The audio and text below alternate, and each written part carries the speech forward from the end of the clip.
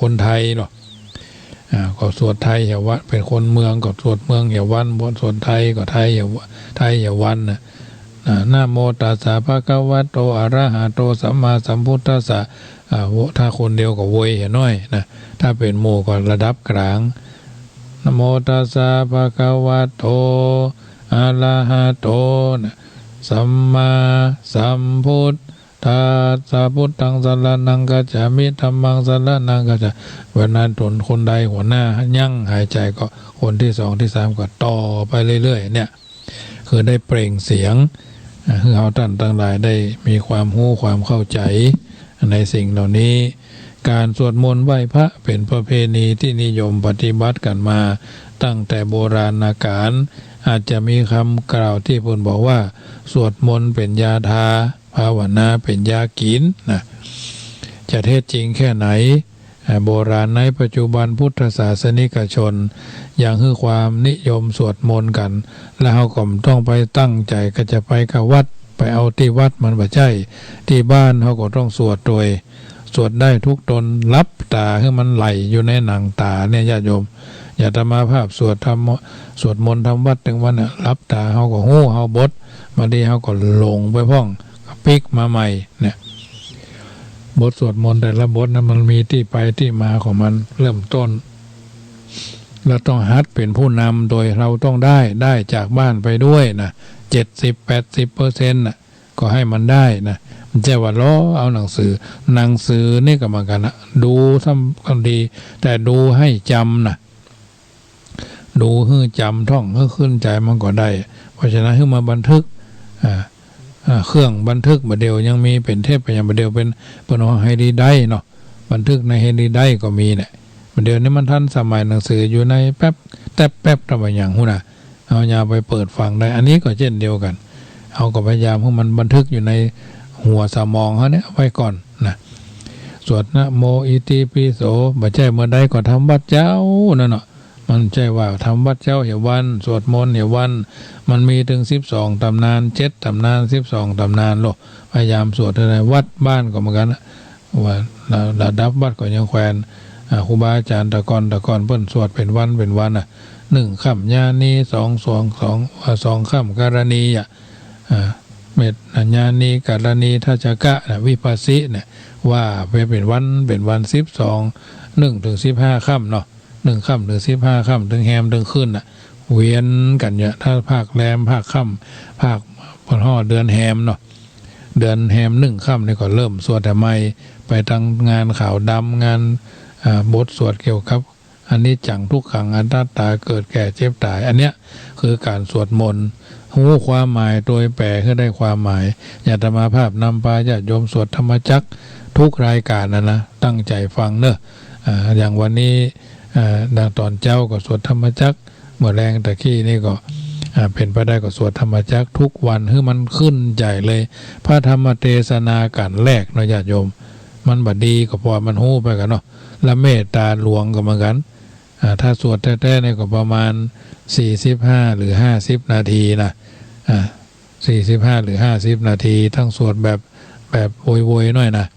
แต่เราต้องรู้ความหมายมอพอหนังสือท่องให้มันขึ้นใจเด้อญาติโยมบางท่านมีจิตใจศรัทธาในสวดมนต์นักอยากจะให้คนอื่นได้หันมาสวดมนต์เหมือนกับตัวพอได้หันผลประโยชน์บางทีบางประการแล้วอาตมาภาพนี่ก็เอามาเป็นตัวอย่างได้ว่าเป็นตัวนำได้สวดจนออกข้อสอบปริญญาธรรม8ประโยคออกไปแล้วเมตตาหลวงนี่แหละออกไปแล้วนะใครฮื้อธรรมจักรออกอย่างโยมพี่ว่านั่นนะเพราะฉะนั้นถือว่าเป็นนั่นบุญอันยิ่งใหญ่ให้ทำไปเถอะออกก็จะมันเขาก็สวดของเขาไปเรื่อยๆโยมพี่บางคนเพิ่นก็อุตส่าห์ไปอยู่อินเดียไป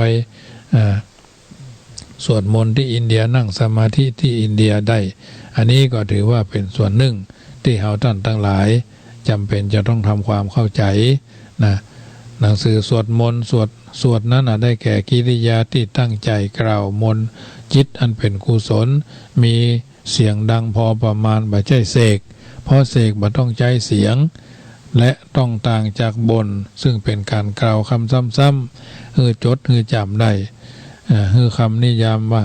มนต์หมายถึงคำที่ศักดิ์สิทธิ์ คำเหล่านี้พระสงฆ์คัดเลือกมาจากพระไตรปิฎกซึ่งเป็นพุทธพจน์เรียกว่าพุทธมนต์คือคำศักดิ์สิทธิ์ของพระพุทธเจ้าซึ่งผู้สวดมีสมาธิจิตอันแน่วแน่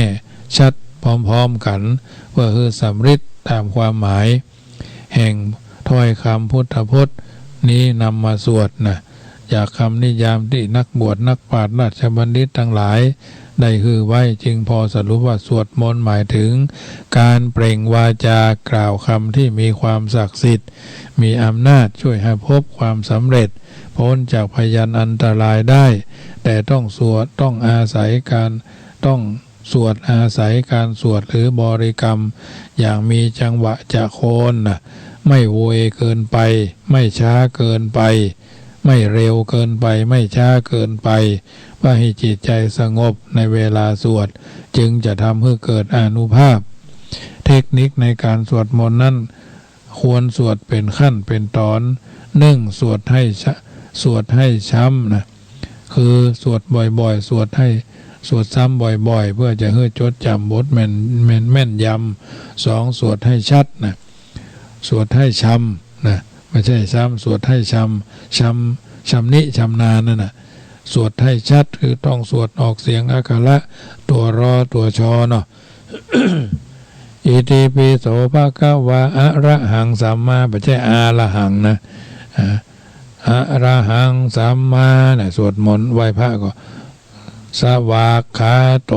เนี่ยไม่ใช่สวากขาโตนะสวากขาโตพระภาษาไทยก็สวากขาโตภควตาธัมโมเนี่ยสุปฏิปันโนอันนี้คือเมืองอันเนี้ยสวดซ้ำสวดให้ชำนิชำนาญสวดให้ชัดเจนถูกต้องอักขระการันพยัญชนะสวดให้ชินก็คือทรงสัตสวดอยู่เป็นประจำจนทำให้กลายมาเป็นความเคยชินหากทำได้ตามนี้การสวดของแต่ละคนแต่ละท่านแต่ละรูปแต่ละตนบอกว่าพิษถูกแต่จะปลูกนิสัยรักการสวดมนต์ใช่ว่าวันนี้ไปกินไปตาลเดินทางไก่แผนมันนี่ม้อ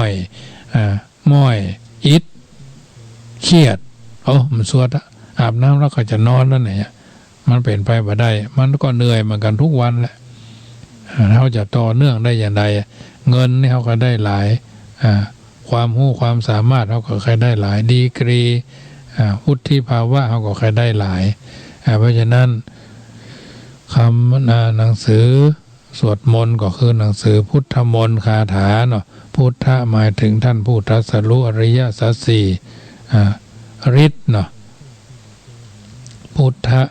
ฤทธิ์ก็หมายถึงอำนาจศักดิ์สิทธิ์อานุภาพพลังอำนาจตรงกับคำบาลีว่าอิทธิแปลว่าความสำเร็จความเจริญรุ่งเรืองพุทธฤทธิ์ก็หมายถึงฤทธิ์ของพระพุทธเจ้าผู้รู้อริยสัจธรรมด้วยพระองค์เองแล้วนำธรรมที่รู้นั้นมาสั่งสอนหมู่เฮาได้ประพฤติปฏิบัติตามแถมทั้งยังเป็นบุคคลตัวอย่างที่ยืนยันถึงความสามารถในการพัฒนาสิ่งดีงามสูงสุดที่สามารถนำตนให้หลุดพ้นจากกองทุกข์ทั้งมวลบ่ต้องเวียนว่ายตายเกิดต่อไปว่าทุกคนมีศักยภาพที่จะพัฒนาตนให้เป็นอย่างพระพุทธเจ้าได้หากตั้งใจทำจริงเพราะฉะนั้นญาติโยมสาธุชนพุทธฤทธิ์กาถาปูจาคูพุทธฤทธิ์พิชิตมาร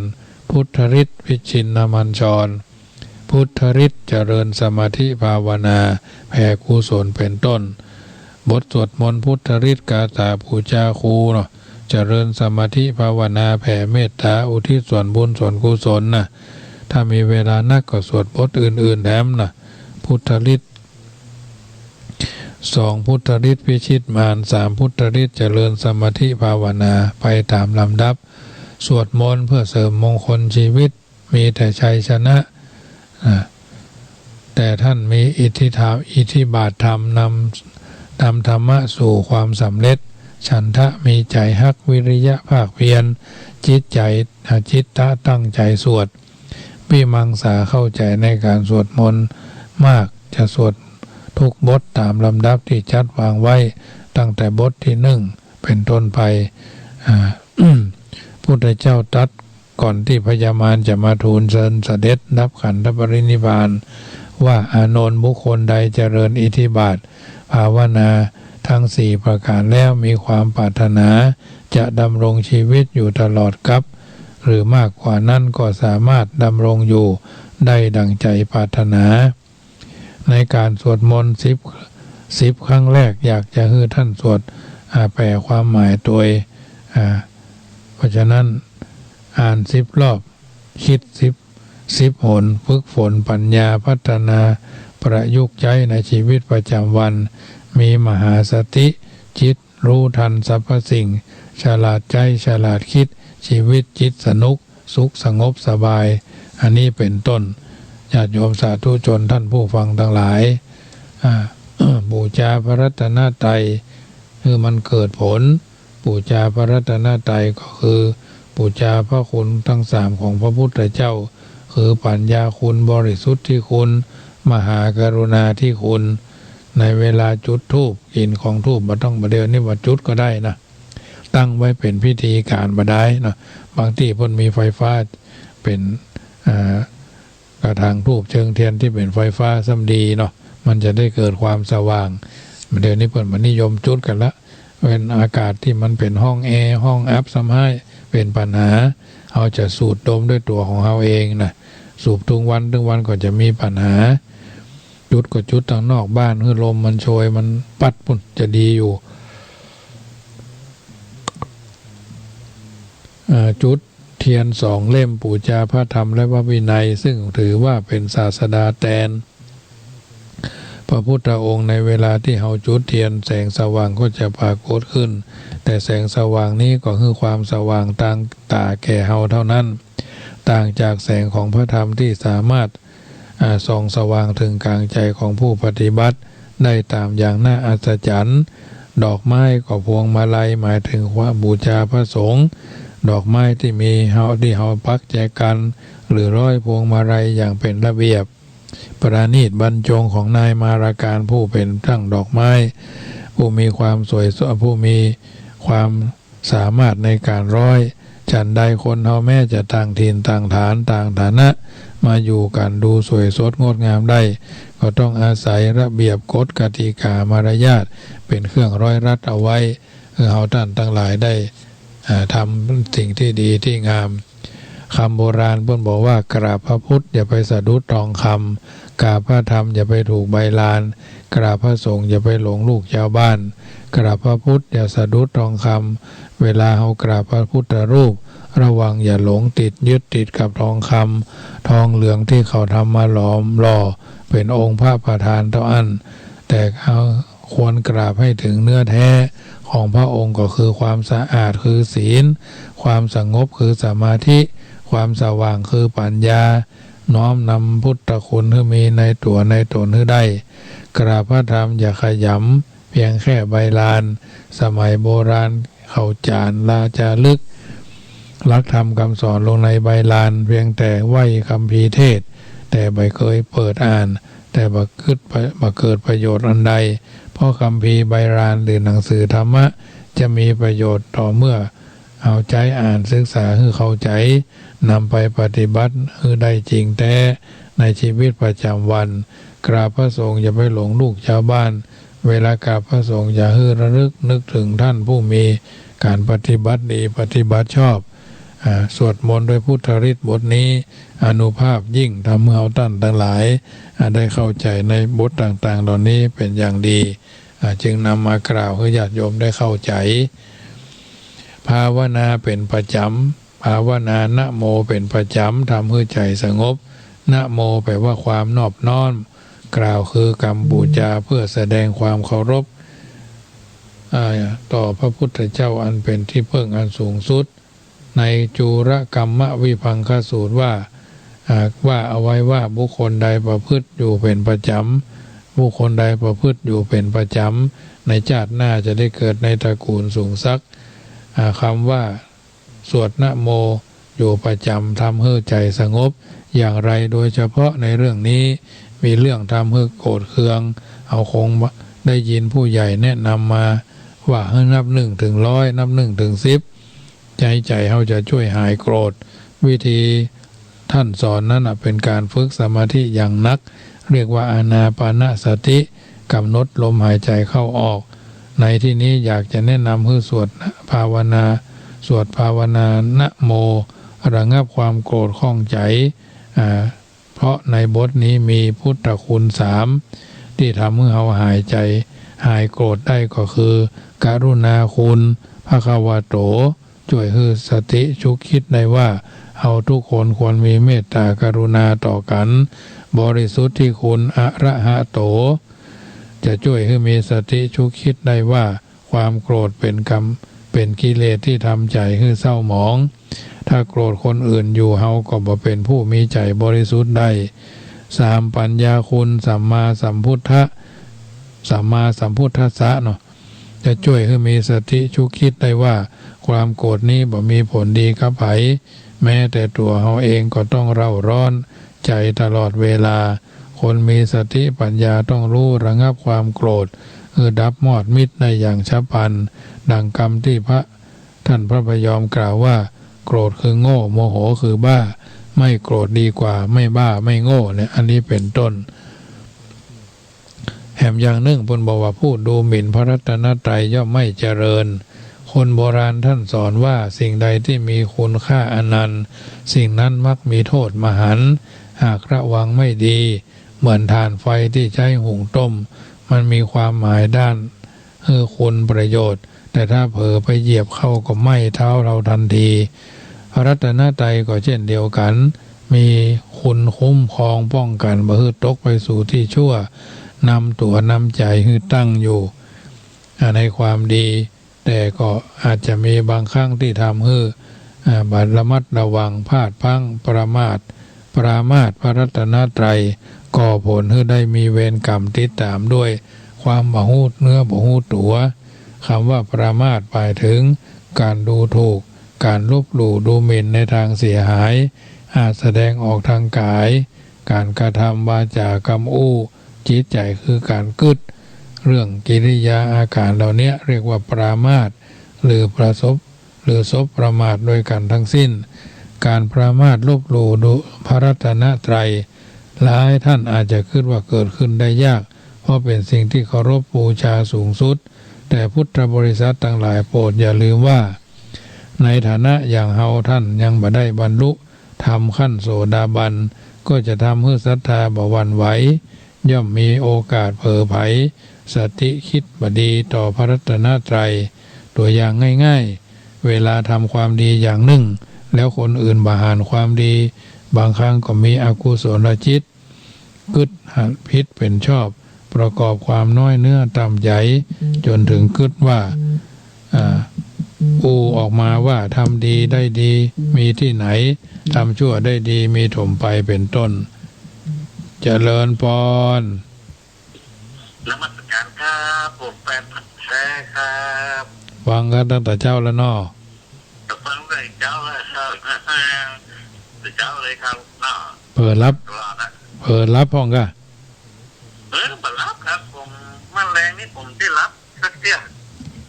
ฟังดึกครับฟังได้เป็นช่วงไปเลยเนาะครับฟังเป็นช่วงเอาครับครับผมโอ้ท่านเทศนี่ม่วนขนาดเลยเนาะเทศได้ดีมากเลยครับมันเป็นเรื่องเนาะมอบเป็นกำลังใจคือพ่อเนอผมก็เป็นกำลังใจครับเพื่อท่านเลยครับคือในวันไปเจอกันแห่งละเนาะวันที่23เนาะได้ไปเจอกันนะสบายเลยครับเนาะโมทนาเนอครับการครับเจริญพรพ่อแผ่นพันธุ์แท้เนาะแม่ริมเจ้าเก่าญาติโยมสาธุชนอุ่นใจทุกคราเมื่อพึ่งพาพระรัตนตรัยอุ่นใจทุกคราเมื่อพึ่งพาพระรัตนตรัยคำว่าไตรสรณคมที่เฮาว่ากันนั่นนะพุทธังสรณังคัจฉามิธัมมังสรณังคัจฉามิสังฆังสรณังคัจฉามิต ตุติยัมปิพุทธังธัมมังสังฆังสรณังคัจฉามิตติยัมปิพุทธังธัมมังสังฆังสรณังคัจฉามิเป็นต้นอันนี้เป็นส่วนหนึ่งญาติโยมที่เรากล่าวมาความการถึงการยอมรับพระรัตนตรัยสามก็คือพระพุทธพระธรรมพระสงฆ์เป็นที่พึ่งของชีวิตจิตใจสังเกตว่าวัสดุอุปกรณ์ของใจอย่างที่เขาทำที่จับที่ถือไว้ทำจับได้ถนัดมือใจก็ง่ายสะดวกสบายเช่นกระเป๋าที่มีหูมีสายก็ถือสบายสบายก็สะดวกหม้อข้าวหม้อแกงที่มีหูยกขึ้นยกลงเต่าฮังโลอังโลก็ง่ายบ่ร้อนมือเป็นต้นคนเฮาก็เช่นเดียวกันสิ่ง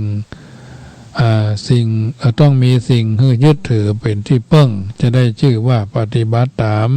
พระพุทธดำรัสที่ตรัสว่าภิกษุทั้งหลายพวกเธออย่าได้อยู่อย่างไร้ที่พึ่งนะภิกษุทั้งหลายภิกขเวนะพวกเธออย่าได้อยู่อย่างไร้ที่พึ่งที่พึ่งอันสูงสุดของชาวพุทธก็คือพระรัตนตรัยนั่นเองพระรัตนตรัยเป็นชื่อว่าเป็นที่พึ่งสามารถทำลายขจัดปัดเป่าบรรเทาทุกภัยความสะดุ้งหวาดกลัวและความเศร้าหมองของผู้นับถือที่ประลงมือปฏิบัติตามโดยพระพุทธเจ้าชื่อว่าเป็นที่พึ่งเพราะกำจัดภัยให้ผู้นับถือด้วยการถึงสิ่งที่เป็นประโยชน์คือความดีนำออกจากสิ่งที่บ่เป็นประโยชน์ความชั่วพระธรรมชื่อว่าเป็นที่พึ่งเขาคุ้มครองผู้ปฏิบัติบ่ให้ตกไปสู่โรคที่ชั่วทั้งในทางโลกนี้และโลกหน้าตลอดถึงบรรลุมรรคผลนิพพานพระสงฆ์จึงว่าเป็นที่พึ่งเพราะเป็นผู้ปฏิบัติชอบตามพระพุทธเจ้าแล้วสอนผู้อื่นปฏิบัติตามโดยการถึงพระรัตนตรัยจะเป็นผลพ้นเคราะห์ได้ก็ด้วยการนำคำสอนของพระพุทธศาสนามาปฏิบัติเพราะพระพุทธองค์ทรงเพียงแต่ชี้แนะเท่านั้นการสร้างที่พึ่งพึงจะเป็นหน้าที่ของไผ่เอาโดยตรงอันเนี้ยญาติโยมสาธุชนท่านผู้ฟังทั้งหลายพุทธคุณแปลว่าพระคุณความดีของพระพุทธเจ้ามีด้วยกัน9ประการอย่างที่ธรรมภาพเคยบรรยายให้ญาติโยมฟังตั้งขึ้น96ไปแล้วอาธรรมให้ชาวพุทธเคารพนับถือพระองค์เสมอมาการสวดมนต์จะเกิดผลดีก็นำคำที่สวดด้วยวาจามาแปลเปลี่ยนเป็นการกระทำด้วยตนให้ได้ในพุทธคุณ9บทเมื่อว่าโดยย่อก็สรุปเป็นพุทธคุณ3ทรงมีปัญญาตรัสรู้ธรรมแล้วนำมาสั่งสอนเวนยสัตว์ทรงมีพระทัยบริสุทธิ์ผ่องใสมีกิเลสที่เป็นเหตุให้เศร้าหมองใจทรงมีพระกรุณาต่อสรรพสัตว์ทุกหมู่เหล่าพระคุณถึง3ประการเนี้ยพุทธคุณ3ประการเนี้ยใครสามารถนำทำให้เกิดมีในตัวได้ก็จะเป็นคุณประโยชน์มากมายนักแม้จักได้บ่อาจจะทำให้ครบถึง3คุณก็ตามแค่ทำให้มีในตนสัก1คุณก็ดีนักหนาเพราะบางคราเขาก็สรรเสริญความมีปัญหาของเฮาถ้าคิดว่าตนบัญญาบดีก็มีใจเมตตากรุณาผู้อื่นหยิบยื่นแบ่งปันกันไปถ้าว่าตนอยากไร้ขัดสนบ่อาจได้ก็จงรักษาใจรักษาความประพฤติบริสุทธิ์เข้าไว้ผู้ใดทำได้เช่นนี้มีหรือที่ใครๆจะไม่รักใคร่สรรเสริญเพราะฉะนั้นญาติโยมสาธุชนท่านผู้ฟังทั้งหลายอาตมาภาพได้อธิบายน้ำธรรมคำสอนตั้งแต่เริ่มต้นชั่วโมงแล้วมาถึงช่วงสุดท้ายญาติโยมสาธุชนได้ยินได้ฟังแล้วก็นำไปเป็นข้อเตือนจิตสะกิดใจจักบ่ได้ทารามผิดพลาดคาดเคลื่อนจากความเป็นจริงอาตมาภาพได้เกินรายการหลายครั้งว่าพุทธคุณวางไว้กลางเกล้าเพื่อป้องกันเหล่าภัยลินสิ้นทั้งหลายธรรมคุณทูลวางไว้กลางใจเพื่อช่วยให้หูทั่วถึงชั่วดีสังฆคุณทูลไว้ในชีวิตเพื่อช่วยพิษพ้นทุกข์เป็นสุขีโดยบุญอภิวันอัญชลีสดสดีโดยการนิรันดร์เทินโดย สิ่งต่างๆที่เขาตั้งใจเป็นดีเป็นงามเป็นเหมาะเป็นควรเป็นมั่นเป็นหมายก็จะได้เป็นป่าทายังเข้าห่อเป็นเสบียงต่อให้เขาท่านทั้งหลายเข้าสู่ ความเป็นผู้รู้เป็นผู้ตื่นเป็นผู้เบิกบานเป็นลำดับไปค่ำคืนวันนี้อาตมาภาพได้ดำเนินรายการมาก็คิดว่าพอสมควรแก่เวลาจะเปิดสายแถมสักระยะหนึ่งก่อนที่จะเปิดสายก็จะได้ประชาสัมพันธ์ข่าวสารงานบุญเนอะวัดจังกำจะได้ทำบุญทอดกฐินสามัคคีในวันเสาร์ที่10 ตุลาที่จะถึงคือเดือนหน้านี้เวลา 9:39 นาทีที่มณฑลพิธีวัดจังกำงานนี้ก็มีญาติโยมสาธุชนหลายคนหลายท่านร่วมกันเป็นเจ้าภาพผ้าไตรซึ่งก็ได้ประกาศอนุโมทนาไปแล้วว่ามีเจ้าภาพเจ้าสถาหลายคนหลายท่านครับเป็นเจ้าภาพกันมีคุณหมอดิษพลเป็นต้นเป็นประธานเจ้าของกฐินสามัคคีปีนี้2พ่ออ้ายแม่แก้วรูนสันพงแม่ริม1ไตร2,000 บาทแม่สุกัญญามงคลสวรรค์บ้านป่าเผานอก1ไตร2,000 บาทแม่จันชัยต้นแหนน้อยสันปะตอง1ไตร2,000 บาทแม่บุญนำคุณเปลื้องบ้านแม่คันแม่สาบเสมิง1ไตร2,000 บาทคุณโยมนางสาววรสุดานางสาวสาวิกาพาณิชไพศาล1ไตร2,000 บาทคุณโยมอัมภัยเลิศชนาพร1ไตร2,000 บาทสำหรับไตรเนนนั่นโยมพี่ยุพินนาประดิษฐ์พร้อมครอบครัวตระกูลนาประดิษฐ์เป็นเจ้าภาพขออนุโมทนาไว้ณที่นี้บ่เท่าแต่นั้นมีเจ้าภาพเจ้าสถาที่เป็นเจ้าภาพเป็นกอง 1,000 กองละ100 บาท 1,000 กองละ100 บาทอันประกอบไปด้วยคุณโยมน้องนานพรหนองผำ100 บาทแม่เพนท่าช้างแม่เพนขาวเตี้ยท่าช้าง100 บาทแม่บัวคำท่าช้าง100 บาทแม่สุแก้วสอนศรีนุสรณ์บ้านศรีลาพรบ้านหง100 บาทแม่ครูเหรียญทองจันที600 บาทแม่ยอดเรือนช่างขาย300 บาทพ่ออรุณแม่สุวรสใจโต300 บาทแม่เรนูก้อนแก้ว200 บาทอันนี้หมายถึงว่ากล่องละ100เนาะพ่อจำนงแม่มาลา100 บาทนายขจรนางสุพินพอใจ100 บาทแม่หลวงปันท่าโชคดอยหล่อ100 บาททั้งหมดทั้งมวลนี้เป็นเจ้าภาพเจ้าสถาที่เพิ่นเป็นเจ้าภาพเป็นกองเนอะ 1,000 กองละ100 บาทตามสบายพ่อกฐินนั้นมีแทบทุกวัดที่ทราบข่าวบางวัดก็ตอดเจ้าบางพ่อก็หลังออกพรรษาแล้ววัน2 วันหรือบางครั้งก็สุดท้ายก็วันที่31 ตุลาเดือนยี่เปงก็จบการตอดกฐินพอดีเลย ญาติโยมมีโอกาสไปกินไปทานได้ก็น้อมเอิญเจริญพรเนอะเอาละช่วงนี้ก็เปิดสายให้ญาติโยมโทรเข้ามาสัก5 นาที10 นาทีก่อนจะนำรายการจะท่านไปก็จะได้ไหว้พระอำลาเข้าสู่นิทาการมีความสุขกายสุขใจเป็นลำดับไปคือจะได้ค่อยจะถึงแปลงจะถึงโทรศัพท์มาเนอะ0861875325 โทรเข้ามาได้เนอะเป็นเวลา10 นาทีช่วงท้ายมีโอกาสก็กินทานร่วมกันเนอะในงานทำบุญทอดกฐินทุกวัดทำวัดใกล้บ้านของท่านก็ได้บางท่านก็เป็นเจ้าภาพเป็นประธานเนาะเป็นประธานเป็นกรรมการเป็นรองประธานก็แล้วแต่ปีนี้ก็ถือว่าวัดใดมีกฐินก็นับว่าเป็นบุญเป็นกุศลสำหรับภิกษุที่อยู่จำพรรษาได้อานิสงส์ผลเป็นเรื่องของผ้านะเป็นเรื่องของผ้าแม้มีปัจจัยบหลายก็ทำเป็นเจ้าภาพในหมู่บ้านก็ได้แต่ละหมู่บ้านเพื่อก็มีเจ้าภาพถ้าบ่มีกฐินจากส่วนกลางมาก่อนในหมู่บ้านบางบ้านก็มีศรัทธา100 หลังคา200 หลังคา300 หลังคาหรือจะเป็นกฐินสามัคคีกันได้เจริญพรเจ้ามาตังช่วงที่2อยู่นะเจ้ากำลังมากะมาตะกี้แล้วตั้งสุก3สุกตายค่ะได้ฟังแหมหลายเรื่องอยู่เนาะก็ได้ฟังหลายเรื่องอยู่เกี่ยวกับการภาวนาการสวดมนต์พอดีเลยก็เลยทำความเข้าใจเก่งยิ่งขึ้นเจ้าเดี๋ยวมันกุ๊กมะเนาะแต่เนี่ยอันนั้นก็พิษอันนี้ ก็ได้แจ่มแจ้งยิ่งขึ้นนะเจ้าทบทวนบทเรียนเนาะเจ้าโมทนาแม่เนอเจ้ากาคุณสาธุเจ้าเจริญพรแม่กันที่นี่เจ้าไว้สาเจ้าฟังท่านเจ้าฟังท่านเจ้ามาแล้วเนาะเจ้าฟังท่านเจ้าถึงไหว้พระมาแล้วเจ้าได้วันนี้เจ้าก็เกิดวันอังคารเนี่ยเจ้าได้เข้าใจเจ้าได้เข้าใจวันอังคารขึ้นแหนมน้อยเนาะเจ้า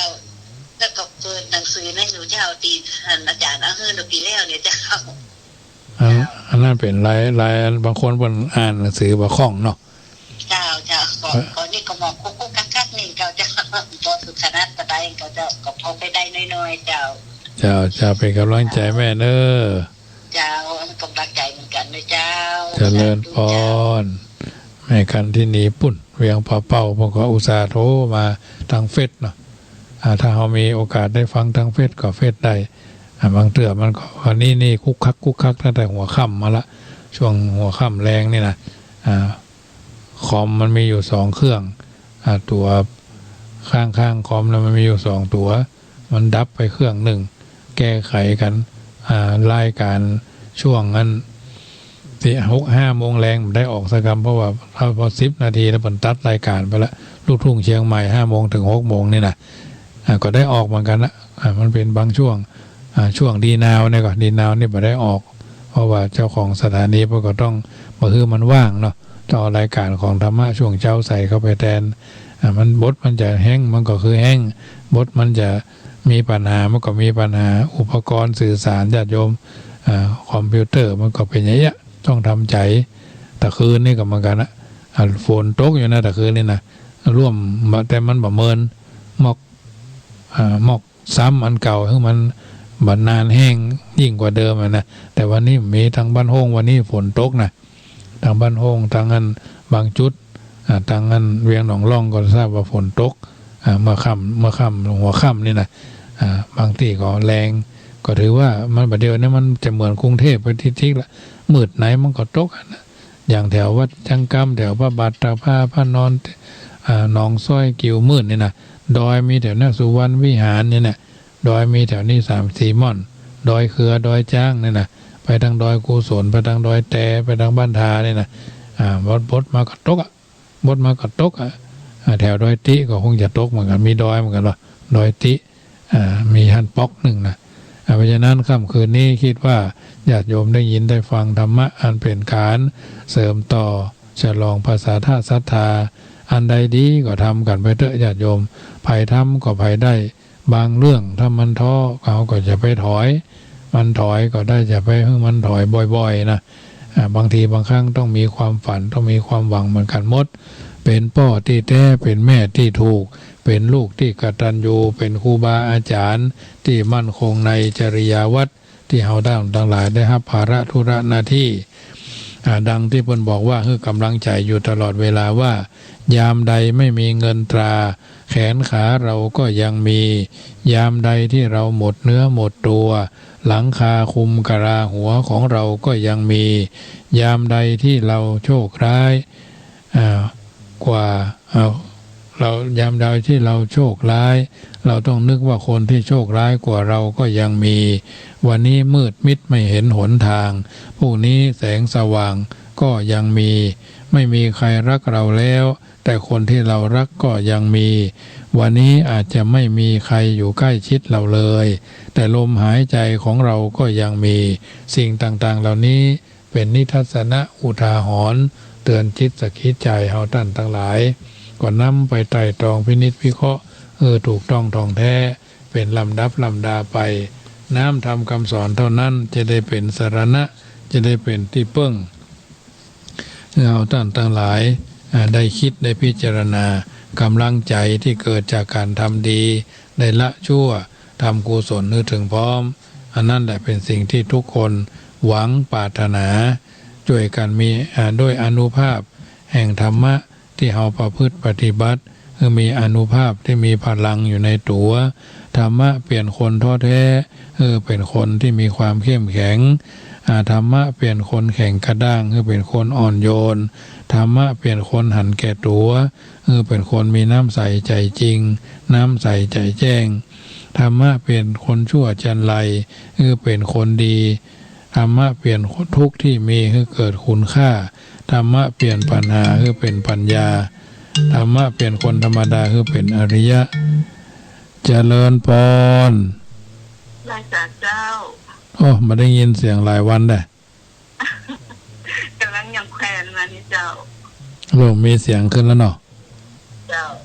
ฟังตั้งแต่เจ้าแล้วกะเจ้าตั้งแต่อย่างก็แรกๆคนละสวดมนต์เจ้าสวดมนต์พุทธคุณธรรมคุณเตธรรมวัฒนสูตรวันนี้ได้หลายเรื่องเตธรรมด้วยเนาะเจ้าบัดนี้บุกหอพุทธเฮือนเตียวหอเตียวเฮือนดังเนี่ยวันนี้ได้หลายเรื่องเนาะหูนักมาแหมเจ้าฟังไปเรื่อยๆก็หูไปเรื่อยๆเนาะเจ้าเป็นกำลังใจโยมแม่เนอเจ้าเป็นกำลังใจเหมือนกันเจ้าเจริญพรเพราะฉะนั้นเปลี่ยนคนธรรมดาคือเป็นคนมีธรรมะเป็นอริยะเปลี่ยนธรรมะคือเปิดความสงบในสังคมจากคืนวันผ่านม่านชีวิตกรรมลิขิตดีเลวเราก็เห็นจากวันนั้นถึงวันนี้ที่เราเป็นก่อกรรมเวรแก่เจ็บตายใครช่วยเรามาเถิดท่านทำวันนี้ให้มีค่าวันเวลาหาความจริงไม่ลุ่มหลงถึงร่ำรวยสวยงามก็ต้องปรงดูตรงลงที่ใจให้คิดดูเพราะฉะนั้นสิ่งต่างๆเหล่านี้เราต้องมีความคิดที่ดีคิดสร้างสรรค์คิดจะเตือนใจเราอยู่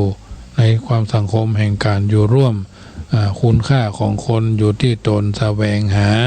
มีปัญญาอาศัยธรรมนำฝึกฝนเริ่มวันนี้เริ่มเดี๋ยวนี้เริ่มที่ตนมันฝึกฝนด้วยอดทนคนตั้งใจหากคนเราคิดว่าตนไม่มีค่าปล่อยเวลาจะหาค่ามาจากไหนเราต้องคิดเราต้องทำให้เป็นไปก่อเกิดให้ซึ่งคุณค่าน่าชื่นชมอันคุณค่าของคนดีหาที่หาได้อยู่ใกล้ๆในตัวเรามองให้เห็นดีทั้งนอกดีทั้งในดีให้เป็นสงบเย็นเห็นคุณค่าว่าความดีโสอโยวัสสตังชีเวอปัสสังธรรมมุตตมังเอกาหังชีวิตังไสยโยปัสสโตธรรมมุตตมังผู้เห็นพระธรรมอันประเสริฐมีชีวิตอยู่วันเดียวประเสริฐกว่าชีวิตตั้ง100 ปีของผู้ไม่เห็นธรรมชีวิตดีมีคุณค่ามีราคากว่าเงินทองชีวิตที่ดีงามต้องพยายามด้วยตนเองสาธุชนท่านผู้ฟังทั้งหลายน้ำธรรมคำสอนในรายการเสียงธรรมก่อนรับตาประจำค่ำคืนนี้ก็มาถึงช่วงสุดท้ายก่อนนำรายการจะท่านไปพาญาติโยมไหว้พระก่อนเข้าสู่นิทานแล้วก็สวดพุทธคุณหลวงคุณรวมบารมี30 ทัศแล้วก็แผ่เมตตาตามสมควรณโอกาสบัดนี้สาธุสาธุโอกาสะกาแต่ปฏิตไลรัตนะผันแผ่วพระเกี้ยวเจ้าทั้ง5ประการตนท่ารงอนันตาที่คุณญาณหาที่สุดบ่ได้ผู้ข้าพระเจ้าทั้งหลายก็ไหว้และสักการะบูชาอันว่าคุณพระพุทธเจ้านั้นว่ามี56คุณพระสัทธรรมเจ้ามี38คุณพระสังฆเจ้ามี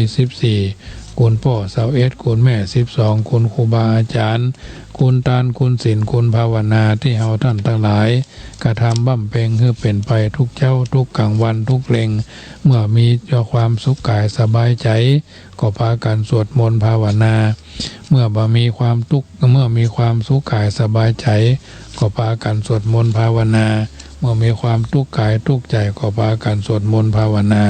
การภาวนาในค่ำคืนก็ดีในกลางวันก็ดีที่เฮาท่านทั้งหลายกระทำบำเพ็ญให้เป็นไปบุญกุศลอย่างนี้ก็เป็นภารวะปัจจัยเป็นอุปนิสัยนำส่งคุ้มครองปกป้องให้ท่านสาธุชนทุกคนทุกท่านตั้งอกตั้งใจกระทำบำเพ็ญให้เป็นไปแม้รับก็ขอให้เป็นสุขแม้ตื่นก็ขอให้เป็นสุขการทั่วหน้า ทุกคนยุท่านอย่าได้คลาดอย่าได้กราในค่ำคืนวันนี้ก็พากันหยัดน้ำโบหารหมายตานณโอกาสบัดนี้ว่าอิมินากาตะบุญดานบุญยะตาเนนะด้วยกุศลผลบุญตานทั้งหลายมวลผงนี้นาผายแผ่ขอจุงแผ่ไปแผ่ไปเถาะไปถึงรอดแดนสุดแผ่ไปรอดถึงเมตไตรยะเทวบุตรโถนยศโยศกับตั้งพญาอินตาเจ้าฟ้าโสดสองสวรรค์